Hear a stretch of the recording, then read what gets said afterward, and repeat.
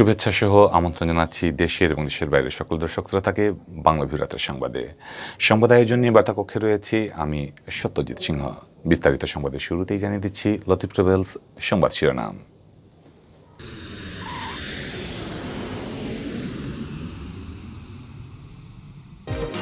বিশ্ব স্বাস্থ্য সংস্থার অনুমোদন পেল ভারত বায়োটেকের তৈরি করোনা ভাইরাস প্রতিরোধী টিকা কোভ্যাক্সিন।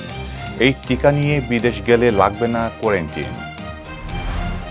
সিলেটের কানাইঘাট সীমান্তের নোমান্সল্যান্ড থেকে দুই বাংলাদেশের গুলিবিদ্ধ লাশ উদ্ধার। স্থানীয়দের ধারণা অনুপ্রবেশকালে বিএসএফ বা ভারতীয় খাসিয়াদের গুলিতে মারা গেছেন তারা। 14 নভেম্বর থেকে শুরু হচ্ছে এসএসসি পরীক্ষা। সিলেট শিক্ষা বোর্ডে এবার পরীক্ষার্থী প্রায় 1.25 লাখ। সিলেট নগরীর চৌহাট্টায় শতবর্ষী গাছ বিক্রি করে দিয়েছে সিটি কর্পোরেশন। লাল শালুতে বাঁচার আকুতি লিখে গাছ রক্ষায় পরিবেশ কর্মীদের অভিনব কর্মসূচি পালন। সিলগালা করা ভুজানবাড়ি রেস্টুরেন্টের ব্যবসায়ীকে অংশীদার ও কর্মচারী সহ 13 জনের বিরুদ্ধে র্যাবের মামলা। আটক 3 জনকে পুলিশে সোপর্দ। সিলেটে 1 সপ্তাহ পর করোনায় একজনের প্রাণহানি, নতুন রোগী শনাক্ত 8। জেল হত্যা দিবসে সিলেটের জেলা ছাত্রলীগের মিলাদ ও দোয়া মাহফিল। জাতীয় 4 নেতা ও 15 আগস্টের সকল শহীদদের রুহের মাগফিরাত কামনা। সারা দেশে করোনায় আরও 7 জনের প্রাণহানি, নমুনা পরীক্ষায় আক্রান্ত শনাক্ত আরও 256। যশোরের শার্শা উপজেলার নিজামপুর ইউনিয়ন পরিষদের চেয়ারম্যানের বাড়িতে হামলার প্রতিবাদে মিছিল সমাবেশ। দেখছিলেন লতিফ ট্রাভেলস সংবাদ শিরোনাম, এবারে বিস্তারিত। অবশেষে হায়দ্রাবাদ ভিত্তিক ওষুধ কোম্পানি ভারত বায়োটেকের তৈরি করোনা ভাইরাসের টিকা কোভ্যাক্সিনের অনুমোদন দিয়েছে বিশ্ব স্বাস্থ্য সংস্থা। বুধবার জরুরি ব্যবহারের অনুমোদনের তালিকায় ভারতের এই টিকাকে ঠাঁই দিয়েছে জাতিসংঘের স্বাস্থ্য বিষয়ক এই সংস্থা। দেশটির সংবাদ মাধ্যম এনডিটিভি বলেছে, বিশ্ব স্বাস্থ্য সংস্থার অনুমোদন পাওয়ায় ভারতের এই টিকা এখন অন্যান্য দেশেও অনুমোদন পাবে। এছাড়া যেসব ভারতীয় এই টিকা নিয়েছেন বা নেবেন তারা বিদেশ সফরে গেলে আর কোয়ারেন্টিনে অথবা করোনার অন্যান্য বিধিনিষেধের আওতায় পড়বে না। বিশ্ব স্বাস্থ্য সংস্থার এক টুইট বার্তায় বলা হয়েছে, কোভ্যাক্সিনকে জরুরি ব্যবহারের তালিকাভুক্ত করেছে WHO। এর ফলে কোভিড-19 প্রতিরোধে বিশ্ব স্বাস্থ্য সংস্থার অনুমোদিত ভ্যাকসিনের ক্রমবর্ধমান তালিকায় যুক্ত হল কোভ্যাক্সিন। কার্যকারিতা ও মানের বিষয়ে দীর্ঘ এবং কঠোর পর্যালোচনার পর বিশ্ব স্বাস্থ্য সংস্থার জরুরি ব্যবহারের অনুমোদন পেল ভারত বায়োটেকের তৈরি করোনা টিকা কোভ্যাক্সিন। হায়দ্রাবাদের এই প্রতিষ্ঠান তাদের তৈরি টিকার অনুমোদনের জন্য গত এপ্রিলে প্রথমবারের মতো বিশ্ব স্বাস্থ্য সংস্থার কাছে আবেদন করে। পরে জুলাই মাসে প্রয়োজনীয় ডাটা সরবরাহ করেছিল ভারত বায়োটেক। এর মধ্যে টিকার সুরক্ষা, কার্যকারিতা এবং অ্যান্টিবডির স্থিতিশীলতার পাশাপাশি ভ্যাকসিন উৎপাদন স্থাপনাও পর্যালোচনা করে WHO। বিশ্ব স্বাস্থ্য সংস্থা অনুমোদনে বিলম্ব হওয়ায় লাখ লাখ ভারতীয়, বিশেষ করে শিক্ষার্থী, কর্মজীবী, করোনায় বিচ্ছিন্ন হয়ে পড়া পরিবার এবং অন্যান্যরা ভোগান্তিতে পড়েন। ভারত বায়োটেকের টিকা বিশ্ব স্বাস্থ্য সংস্থার পাশাপাশি অন্যান্য দেশের অনুমোদন পাবে এমন আশা উদ্বেগে অপেক্ষা বাড়ে তাদের। গত সপ্তাহে কোভ্যাক্সিনের চূড়ান্ত ঝুঁকি উপকারিতা মূল্যায়নের জন্য ভারতীয় বায়োটেকের কাছে অতিরিক্ত তথ্য উপাত্ত চায় বিশ্ব স্বাস্থ্য সংস্থার স্বতন্ত্র টেকনিক্যাল অ্যাডভাইজারি গ্রুপ। সেই সময় বিশ্ব স্বাস্থ্য সংস্থার মুখপাত্র ডক্টর মার্গারেট হ্যারিস বলেন, চূড়ান্ত মূল্যায়নে কমিটি যদি সন্তুষ্ট হয় তাহলে আমরা আগামী 24 ঘন্টার মধ্যে সুপারিশ প্রত্যাশা করছি। WHO বলেছিল, তারাও বুঝতে পেরেছে যে কোভ্যাক্সিনের কোভিড-19 জরুরি ব্যবহারের তালিকায় অন্তর্ভুক্তির জন্য অনেক মানুষ অপেক্ষা করছে। তবে জরুরি ব্যবহারের জন্য কোনো ভ্যাকসিন সুপারিশ করার আগে আমরা যাচাই বাছাই বাদ দিতে পারি না। ভ্যাকসিন নিরাপদ এবং কার্যকর প্রমাণের জন্য আমাদের অবশ্যই পুঙ্খানুপুঙ্খভাবে মূল্যায়ন করতে হবে। সিলেটের কানাইঘাট সীমান্তে দুই বাংলাদেশির গুলিবিদ্ধ লাশ পাওয়া গেছে। বুধবার দুপুরে স্থানীয় লোকজন কানাইঘাট উপজেলার লক্ষ্মীপ্রসাদ পূর্ব ইউনিয়নের ডোনা মিকিরপাড়া সীমান্তের 1331 মেইন পিলারের কাছে নোম্যান্সল্যান্ড লাশ দুটি পড়ে থাকতে দেখে বিজিবি ও পুলিশকে খবর দেন। নিহতরা হলেন কানাইঘাট উপজেলার লক্ষ্মীপ্রসাদ পূর্ব ইউনিয়নের এরালিগুল গ্রামের আব্দুল লতিফের পুত্র আসগর আলী ও একই গ্রামের আব্দুল হান্নানের পুত্র আরিফ হোসেন। স্থানীয়দের ধারণা, ভারতীয় সীমান্তরক্ষী বিএসএফ অথবা ভারতীয় অস্ত্রধারী খাসিয়াদের গুলিতে দুজন মারা যেতে পারেন। নিহতদের স্বজনরা জানিয়েছেন, মঙ্গলবার বিকেলে দুজনে নিজ নিজ বাড়ি থেকে বের হয়ে স্থানীয় লালবাজারে যান। এরপর তারা আর বাড়িতে ফিরেননি। স্থানীয় একটি সূত্র জানিয়েছে, আসকর ও আরিফ মঙ্গলবার রাতে সীমান্ত এলাকা দিয়ে অবৈধভাবে ভারতের মেঘালয় রাজ্যের উকিয়াং এলাকায় অনুপ্রবেশ করেন। ওই সময় বিএসএফ অথবা খাসিয়াদের গুলিতে তারা নিহত হয়েছেন। পরে তাদের মরদেহ সীমান্তের নোম্যান্সল্যান্ডে ফেলে রাখা হয়। সকালে স্থানীয়রা লাশ দেখে তাদেরকে শনাক্ত করেন। কানাইঘাট থানার ভারপ্রাপ্ত কর্মকর্তা তাজুল ইসলাম জানান, লাশ উদ্ধারের প্রক্রিয়া চলছে। আসকর ও আরিফ কিভাবে সীমান্তের ওপারে গেলেন এবং তাদের হত্যার রহস্য উদ্ঘাটনে কাজ চলছে বলেও জানান তিনি। আগামী 14 নভেম্বর থেকে শুরু হচ্ছে এবছরের মাধ্যমিক স্কুল সার্টিফিকেট পরীক্ষা এসএসসি। করোনা ভাইরাসের পরিস্থিতির কারণে দীর্ঘদিন স্কুল বন্ধ থাকায় এবার প্রথমবারের মতো 3টি নৈর্বাচনিক বিষয়ে পরীক্ষা দেবেন। সিলেট শিক্ষা বোর্ডের অধীনে এসএসসির এই কঠিন পরীক্ষা যুদ্ধে বসবে 1,21,000-এরও বেশি শিক্ষার্থী, যা গেল বছরের চেয়ে সামান্য বেশি। এবার পরীক্ষায় অংশগ্রহণকারী শিক্ষা প্রতিষ্ঠানের সংখ্যাও খুবই বেড়েছে। সিলেট শিক্ষা বোর্ড সূত্র জানায়, সর্বশেষ এসএসসি পরীক্ষায় এ বোর্ডে পরীক্ষার্থী ছিল 1,16,370 জন। এবছর পরীক্ষার্থীর সংখ্যা 4,761 জন বেড়ে দাঁড়িয়েছে 1,21,131 জন। পরীক্ষার্থীদের মধ্যে 53,940 জন ছাত্র এবং 67,191 জন ছাত্রী। গেলবার ছাত্র সংখ্যা 49,953 জন ও ছাত্রী সংখ্যা 66,417 জন ছিল। এবছর মানবিক বিভাগের পরীক্ষার্থীদের সংখ্যা সবচেয়ে বেশি। এ বিভাগ থেকে 89,944 জন পরীক্ষায় বসবেন। বিজ্ঞান বিভাগ থেকে 21,629 জন এবং ব্যবসায় শিক্ষা বিভাগ থেকে 9,558 জন পরীক্ষার্থী রয়েছেন। গেলবারের চেয়ে এবার মানবিক বিভাগে 5,421 জন ও বিজ্ঞান বিভাগে 1 জন পরীক্ষার্থী বেড়েছে। তবে ব্যবসায় শিক্ষা বিভাগে 659 জন পরীক্ষার্থী কমেছে। গত বছর 912টি শিক্ষা প্রতিষ্ঠান থেকে শিক্ষার্থীরা এসএসসি পরীক্ষায় অংশ নেন। এবার আরও 7টি প্রতিষ্ঠান বেড়ে 919টি হয়েছে। বোর্ড সূত্র জানায়, এবছর সিলেট জেলায় 353টি প্রতিষ্ঠান থেকে পরীক্ষার্থী রয়েছেন 43,517 জন। তন্মধ্যে 19,725 জন ছাত্র ও 23,792 জন ছাত্রী। গেল বছরের মতো এবছরও পরীক্ষা কেন্দ্রে 146টি রয়েছে। সুনামগঞ্জ থেকে 216টি শিক্ষা প্রতিষ্ঠানের 26,459 জন পরীক্ষার্থী অংশ নেবেন। তাদের মধ্যে ছাত্র সংখ্যা 12,315 জন, ছাত্রী সংখ্যা 14,144 জন। মৌলভীবাজার জেলার 185টি প্রতিষ্ঠান থেকে এবার পরীক্ষার্থীর সংখ্যা 26,741 জন। তন্মধ্যে 11,135 জন ছাত্র ও 15,606 জন ছাত্রী। এবং হবিগঞ্জ জেলায় 165টি প্রতিষ্ঠানের 24,414 জন পরীক্ষার্থী রয়েছেন। তাদের মধ্যে ছাত্র 10,765 জন, ছাত্রী 13,649 জন। গত 27 সেপ্টেম্বর শিক্ষা মন্ত্রণালয়ের মাধ্যমিক ও উচ্চ শিক্ষা বিভাগের উপসচিব খালেদা আক্তার স্বাক্ষরিত এসএসসি পরীক্ষার সময়সূচিতে বলা হয়েছে, এবছর পরীক্ষা গ্রহণের সময় হবে 1.5 ঘন্টা। প্রতি বিষয়ে পূর্ণমান 50, রচনামূলক অংশে নম্বর থাকবে 35 ও এমসিকিউ থাকবে 15 নম্বরের। তবে 50 নম্বরকে 100-তে রূপান্তর করে পরীক্ষার ফল দেওয়া হবে। রচনামূলক ও এমসিকিউর পরীক্ষার মধ্যখানে কোনো বিরতি থাকবে না। 14 নভেম্বর প্রতিদিন শুধু সকালে একটি শিফটে পরীক্ষা হবে। পরীক্ষার অন্য দিনগুলোতে সকাল 10টায় ও বেলা 2টায় 2 শিফটে পরীক্ষা নেওয়া হবে। পরীক্ষা হবে স্বাস্থ্যবিধি মেনে। পরীক্ষা গ্রহণের সকল প্রস্তুতি সম্পন্ন করা হয়েছে বলে জানিয়েছেন সিলেট শিক্ষা বোর্ডের পরীক্ষা নিয়ন্ত্রক প্রফেসর অরুণ চন্দ্র পাল। তিনি বলেন, 14 নভেম্বর থেকে পরীক্ষা শুরু হবে, 23 নভেম্বর শেষ হবে। এবার 3টি নৈর্বাচনিক বিষয়ে পরীক্ষা গ্রহণ করা হবে। সুষ্ঠু ও সুন্দরভাবে পরীক্ষা গ্রহণের সকল প্রস্তুতি সম্পন্ন করা হয়েছে। তিনি আরও বলেন, পরীক্ষা চলাকালে বোর্ডের নিজস্ব টিম মাঠে থাকবে। এছাড়া জেলা ও উপজেলা প্রশাসনের টিমও কাজ করবে।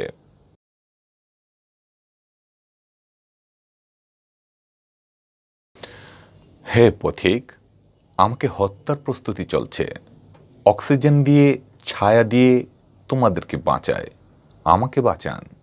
এই কথাগুলো দিয়ে হত্যা হওয়া থেকে বাঁচার যেন আকুতি জানাচ্ছে শতবর্ষী একটি রেন্টি গাছ। সিলেট সিটি কর্পোরেশন যে গাছটি গোপনে বিক্রি করে দিয়েছে, ক্রেতা যুবলীগ নেতা এখন সেটি কেটে ফেলার তোড়জোড় চালাচ্ছেন। সিলেটের নগরীর চৌহাট্টা আমরখানা সড়কে সিভিল সার্জন কার্যালয়ের সামনের সড়কের পাশে মাজারের লাগোয়া একটি শতবর্ষী রেইনটি গাছ রয়েছে। বিশাল আকারের গাছটি ডালপালা মেলে ছায়া দিচ্ছে ওই এলাকায়। ক্লান্ত শ্রান্ত পথিক, রিকশাচালক, হকার ওই গাছের ছায়ায় বিশ্রাম নেন প্রতিদিন। ওই গাছটির এর আগেও একাধিকবার বিক্রির চেষ্টা চালিয়েছে সিসিক, কিন্তু পরিবেশ কর্মীদের বাধায় তাদেরকে পিছু হটতে হয়। সম্প্রতি সিলেট সিটি কর্পোরেশন গাছটি অনেকটা গোপনেই বিক্রি করে দিয়েছে এক যুবলীগ নেতার কাছে। মাত্র ৩৫,০০০ টাকায় কিনে নিয়েছেন ওই যুবলীগ নেতা, এমন খবর জানিয়েছে একটি সূত্র। প্রকৃত কাঠ ব্যবসায়ীরা বলছেন ওই গাছটি প্রায় ২ লাখ টাকায় বিক্রি হওয়ার কথা, কিন্তু সিসিকে কেন এত কম দামে সেটি বিক্রি করলো তা তাদের বোধগম্য নয়। এদিকে পরিবেশ কর্মীরা সিসিকের বৃক্ষ নিধন কর্মকাণ্ডকে অবিবেচক কাজ বলে অভিহিত করেছেন। তারা বলছেন, বৃক্ষরোপণে কোনো মনোযোগ নেই সিসিকের। তারা অব্যাহতভাবে একের পর এক বৃক্ষ নিধন করে চলেছে, যা পরিবেশের জন্য মারাত্মক বিপর্যয় ডেকে আনছে। এদিকে পরিবেশ কর্মীরা ওই গাছটি বিক্রি ও কেটে ফেলা হবে এমন খবরে বুধবার সকালে সেখানে ছুটে যান। তারা গাছের মধ্যে লাল কাপড় টানিয়ে দিয়েছেন। একই সাথে ওই গাছের মধ্যে, হে পথিক, আমাকে হত্যার প্রস্তুতি চলছে, অক্সিজেন দিয়ে, ছায়া দিয়ে তোমাদেরকে বাঁচায়, আমাকে বাঁচান শীর্ষক একটি লেখাও সাঁটিয়ে দিয়েছেন বাংলাদেশ পরিবেশ আন্দোলন ও ভূমি সন্তান বাংলাদেশ নামক পরিবেশবাদী সংগঠনের সাথে জড়িতরা। এ প্রসঙ্গে বাংলাদেশ পরিবেশ আন্দোলন বাপা সিলেটের সাধারণ সম্পাদক আব্দুল করিম কিম জানান, গাছ প্রতিনিয়ত আমাদেরকে অক্সিজেন দিচ্ছে, ছায়া দিচ্ছে। সিলেটের নগরীতে অধিকাংশ জায়গাতে কোনো ছায়া নেই, কারণ বড় বড় বৃক্ষগুলো উজাড় করা হয়েছে। এই অবস্থাতে কোনো যুক্তিতে এই গাছ কাটা মেনে নেওয়া যায় না, কিন্তু মাত্র ৩৫,০০০ টাকায় সিলেট সিটি কর্পোরেশন এটি বিক্রি করে দিয়েছে। তিনি বলেন, পরিবেশ রক্ষায় মানুষের স্বার্থে, প্রাণীদের স্বার্থে গাছ কাটা বন্ধ করতে হবে, বেশি করে গাছ লাগাতে হবে। সিসিক যে কাজ করছে আমরা এর নিন্দা জানাচ্ছি, প্রতিবাদ করছি। সিলেটে র্যাবের ভ্রাম্যমাণ আদালতের অভিযানে রেস্টুরেন্ট সিলগালার পর ১৩ জনের বিরুদ্ধে মামলা হয়েছে। মামলায় সিলেট নগরীর জিন্দাবাজারস্থ ভোজনবাড়ি রেস্টুরেন্টের ম্যানেজার, সুপারভাইজার ও ব্যবসায়িক অংশীদারি সহ ১৩ জনকে আসামি করা হয়েছে। এজাহার নামীয় আসামিদের তালিকায় রয়েছেন Sylhet chamber of commerce and ইন্ডাস্ট্রির সভাপতি এটিএম শুয়েব এবং মহানগর ছাত্রলীগের সাবেক সভাপতি সুজেল আহমদ তালুকদারও। বুধবার র্যাব ৯-এর ডিএডি সিরাজুল ইসলাম বাদী হয়ে কোতোয়ালি থানায় মামলাটি দায়ের করেন। র্যাব এজাহার নামীয় ৩ জনকে আটক করে পুলিশে সোপর্দ করেছে। মামলার সত্যতা নিশ্চিত করেছেন সিলেট কোতোয়ালি থানার ওসি মোহাম্মদ আলী মাহমুদ। মামলার আসামিরা হলেন ভুজনবাড়ি রেস্টুরেন্টের ম্যানেজার মোহাম্মদ তুরাব আলী, সুপারভাইজার শুভ্রচন্দ্র পাল, রেস্টুরেন্টের ব্যবসায়ী অংশীদার সৈয়দ মুহাদ্দিস আলী, মোহাম্মদ ঝুনু চৌধুরী, মোহাম্মদ লুৎফুর রহমান চৌধুরী, এটিএম শুয়েব, মোহাম্মদ কবির আহমদ, মোহাম্মদ সুজেল আহমদ তালুকদার, শিপন দেব, অ্যাডভোকেট নীলেন্দু দেব, ইফতেখারুল আলম রুম্মান ও শাহ কয়েজ আহমদ।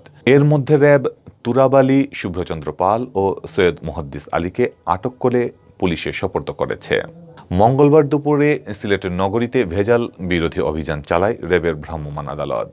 র্যাব সদর দফতরের নির্বাহী ম্যাজিস্ট্রেট পলাশ কুমার বসুর নেতৃত্বে পরিচালিত অভিযানে পচাবাসী খাবার পরিবেশন, অস্বাস্থ্যকর পরিবেশ এবং ব্যবসায়ের বিভিন্ন লাইসেন্স হালনাগাদ না থাকায় সিলেটের নগরীর জিন্দাবাজারস্থ ভোজনবাড়ি রেস্টুরেন্টকে সিলগালা করা হয়। এছাড়া জিন্দাবাজারের পানশি রেস্টুরেন্ট ও ৫ ভাই রেস্টুরেন্টকে ৮০,০০০ টাকা করে ১,৬০,০০০ টাকা জরিমানা করা হয়। এর প্রতিবাদে বিকেলে নগরীর জিন্দাবাজার পয়েন্টে সড়ক অবরোধ করে বিক্ষোভ করেন রেস্টুরেন্ট মালিক ও কর্মচারীরা। পরে তারা বুধবার সকাল থেকে ধর্মঘটের ডাক দেন, তবে রাতেই তারা ধর্মঘট প্রত্যাহার করে নেন। মহামারী করোনা ভাইরাসে ১ সপ্তাহের পর ফের মৃত্যু দেখেছে সিলেট। সর্বশেষ ২৪ ঘন্টার মধ্যে মারা গেছেন ১ জন। এ সময়ে নতুন রোগী শনাক্ত হয়েছেন ৮ জন। স্বাস্থ্য অধিদপ্তর সিলেট বিভাগীয় কার্যালয় থেকে আজ বুধবার এসব তথ্য জানানো হয়েছে। স্বাস্থ্য অধিদপ্তর জানায়, মঙ্গলবার সকাল ৮টা থেকে বুধবার সকাল ৮টার মধ্যে সিলেট বিভাগে করোনা আক্রান্ত হয়ে ১ জনের মৃত্যু হয়েছেন। তিনি সিলেট জেলার বাসিন্দা। তাকে নিয়ে মৃতের সংখ্যা এখন ১,১৭৬ জন। এর মধ্যে ওসমানীতে ১১৮ জন সহ সিলেট জেলায় মৃতের সংখ্যা ৯৮৩ জন। মৃতদের মধ্যে সুনামগঞ্জের ৭৩ জন, মৌলভীবাজারের ৭২ জন ও হবিগঞ্জের ৪৮ জন রয়েছেন। সর্বশেষ 25 থেকে 26 অক্টোবর সকাল 8টা অবধি 24 ঘন্টার মধ্যে একজনের মৃত্যু হয়েছিল সিলেটে। এদিকে সর্বশেষ 24 ঘন্টায় সিলেট বিভাগে 8 জন করোনা রোগী শনাক্ত হয়েছেন। এর মধ্যে 7 জন সিলেটের, অপরজন মৌলভীবাজারের। পূর্বের 24 ঘন্টায় রোগী ছিল 2 জন। সব মিলিয়ে বিভাগে করোনা আক্রান্তের সংখ্যা এখন 54,891 জন। এর মধ্যে ওসমানী মেডিকেল কলেজ হাসপাতালে 4,851 জন সহ সিলেট জেলায় শনাক্তের সংখ্যা 33,828 জন, সুনামগঞ্জের 6,245 জন, মৌলভীবাজারের 8,167 জন ও হবিগঞ্জের 6,651 জন রয়েছেন শনাক্তের তালিকায়। সিলেট বিভাগীয় পরিচালক স্বাস্থ্য ডক্টর হিমাংশু লাল রায় জানান, সর্বশেষ 24 ঘন্টায় বিভাগে সুস্থ হয়েছেন 5 জন। সুস্থ হওয়াদের মোট সংখ্যা এখন 49,065 জন। তিনি আরও জানান, সিলেট বিভাগের 4 জেলা মিলিয়ে বর্তমানে 10 জন করোনা রোগী হাসপাতালে ভর্তি রয়েছেন।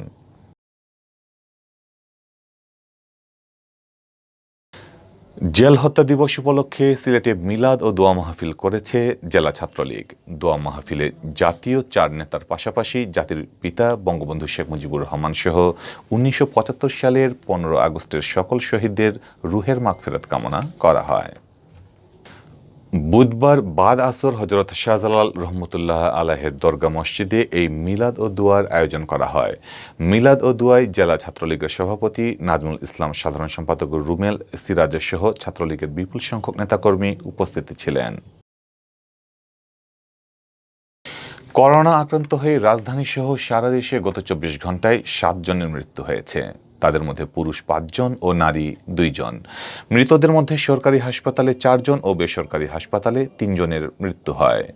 এ নিয়ে দেশে এ ভাইরাসে আক্রান্ত হয়ে মৃতের সংখ্যা বেড়ে দাঁড়ালো 27,880 জনে। বুধবার স্বাস্থ্য অধিদপ্তরের করোনা পরিস্থিতি সংক্রান্ত এক সংবাদ বিজ্ঞপ্তিতে এ তথ্য জানানো হয়। একই সময়ে নতুন করে করোনা রোগী শনাক্ত হয়েছেন আরও 256 জন। এ নিয়ে শনাক্ত রোগীর সংখ্যা বেড়ে 15,70,208 জনে দাঁড়িয়েছে। বিজ্ঞপ্তিতে বলা হয়, গত 24 ঘন্টায় দেশের সরকারি ও বেসরকারি 833টি ল্যাবরেটরিতে 17,058টি নমুনা সংগ্রহ ও 17,226টি নমুনা পরীক্ষা করা হয়। এ নিয়ে দেশে এখন পর্যন্ত 1,49,870টি নমুনা পরীক্ষা করা হয়েছে। 24 ঘন্টায় নমুনা পরীক্ষার বিপরীতে শনাক্তের হার 1.31%। দেশে গত বছরের অর্থাৎ 2020 সালের 8 মার্চ প্রথম করোনা আক্রান্ত রোগী শনাক্ত হয়। এখন পর্যন্ত সর্বমোট নমুনা পরীক্ষার ভিত্তিতে রোগী শনাক্তের হার 15.09%। এদিকে 24 ঘন্টায় করোনা থেকে সেরে উঠেছেন 237 জন। এ নিয়ে দেশে করোনা আক্রান্ত হওয়ার পর চিকিৎসা শেষে সুস্থ হয়ে ওঠা রোগীর সংখ্যা বেড়ে দাঁড়ালো 15,34,073 জনে। অন্যদিকে করোনায় মৃত 7 জনের মধ্যে 40ঊর্ধ্ব 2 জন, 60ঊর্ধ্ব 1 জন, 70ঊর্ধ্ব 1 জন, 80 বছরের বেশি বয়সী 2 জন এবং 90 বছরের বেশি বয়সী 1 জনের মৃত্যু হয়। বিভাগওয়ারি হিসাবে দেখা গেছে, গত 24 ঘন্টায় করোনায় মৃত 7 জনের মধ্যে ঢাকা বিভাগে 3 জন, চট্টগ্রাম, রাজশাহী, খুলনা ও সিলেট বিভাগে 1 জন করে মারা যান। গত বছরের 8 মার্চ দেশে প্রথম 3 জনের দেহে করোনা ভাইরাস শনাক্ত হয়। এর 10 দিন পর ওই বছরের 18 মার্চ দেশে এ ভাইরাসে আক্রান্ত হয়ে প্রথম 1 জনের মৃত্যু হয়। যশোরের শার্শার নিজামপুর ইউনিয়ন পরিষদের চেয়ারম্যান আবুল কালাম আজাদের বাড়িতে হামলার অভিযোগ পাওয়া গেছে। এর প্রতিবাদে গোরপাড়া বাজারে বিক্ষোভ মিছিল ও প্রতিবাদ সমাবেশ করেছে স্থানীয় জনসাধারণ। হামলার ঘটনাটি ঘটেছে সোমবার উপজেলার চান্ডুরিয়ার ঘোপ গ্রামস্থ আবুল কালামের বাড়িতে। শার্শা উপজেলার নিজামপুর ইউনিয়ন পরিষদের চেয়ারম্যান আবুল কালাম আজাদ এবার নির্বাচনে প্রার্থী হননি। এবার তিনি আওয়ামী লীগ মনোনীত প্রার্থী আব্দুল ওয়াহাবের পক্ষে কাজ করছেন। এতে স্বতন্ত্র প্রার্থী বিপুল ক্ষিপ্ত হয়ে তার লোকজন নিয়ে আবুল কালামের বাড়িতে হামলা চালায়। বিষয়টি শার্শা থানাকে অবহিত করেন চেয়ারম্যান আবুল কালাম। এদিকে চেয়ারম্যান আবুল কালামের বাড়িতে হামলার প্রতিবাদে বুধবার সকালে ইউনিয়নের গোরপাড়া বাজারে বিক্ষোভ মিছিল ও প্রতিবাদ সমাবেশ অনুষ্ঠিত হয়। এই ছিল এখনকার মতো সংবাদ। পরবর্তী সংবাদ দেখার আমন্ত্রণ জানিয়ে বিদায় নিচ্ছি। সাথে থাকার জন্য ধন্যবাদ।